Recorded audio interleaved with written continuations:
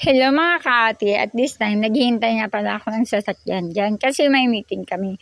Buti na lang dumaan ang pamangking ko kaya inangkas na niya ako at nagkusa na siya nagsabi na, ate, ihahatid kita. Ito nga pala ang Ordaneta Old City Hall. Napakalinis niya at magandang tingnan. Dito kasi ang location ng meeting namin ngayon sa EVR po. Dito talaga kami madalas nagmi-meeting, lalo na ngayon pag mainit ang panahon. Kasi nga, yung EVR ay may aircon na. At saka may audio visual facility na rin siya. Kaya, pwede po kami magkakaintindihan kung ano man topic namin. Pagpasok ko nga po ay kala ko nag-start na sila kasi late na po ako ng 5 minutes. Ayan nga si Ate Rosie, kinakamusta niya ako. Akala niya kasi pinipicturan ko siya. Yun pala, binibideo ko siya. Hindi kaya magagalit ang mga kasama ko pag nakita nila ako na kasama sila sa mga content ko. Kasi ang alam nila, hindi ako nagko-content, kundi nagdo-document lang ako. Pero siguro naman, hindi naman sila magagalit sa akin. Tatawa lang ang mga yan. Mababait talaga mga yan.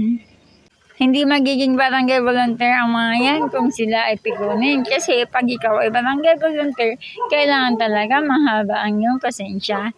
Sino po ba ang barangay volunteer dyan sa inyo? Share naman kayo kung nakaka-relate kayo sa akin. After nga pala ng meeting namin ay may pakain. Kasi nga po may birthday o may blowout o di ko alam. Basta may pagkain lang. Usually madalas naman talaga kami may pagkain pagka meeting namin. Kasi aminin man natin nung hindi, may pagkain po, medyo masaya talaga, di ba? O iba ang banding ng dating pag may mga pagkain. Yan na nga po, kumain ako ng aking pagkain. Medyo nabusog talaga ako dyan kasi nagustuhan ko po yung pansit. Kaya napadami ako ng konti. Yan lang po talaga kinakain ko. Tapos niyan, hindi namin naubos. Kaya, pinapauwi sa amin. Usually, ganun naman talaga, di ba? Kasi anong gagawin mo dun sa tirang pagkain pag hindi mo uwi? Alangan, iiwan mo lang dyan at papapanis. At ayan na nga po, nakabag na ang aming mga Sharon. Sabi nila ang Sharon, yung mga nilagay sa plastic. At nagsipag-uwian na kami. After nun, dumaan naman ako sa palengke. Bumili ako ng bangus kasi parang gusto kong kumain ng pritong bangus. Yan nga pala ang palengke ng Ordaneta. Marami din siyang isda at kung ano-ano isda. Yan nga pala si Manong, yung driver na pauwi.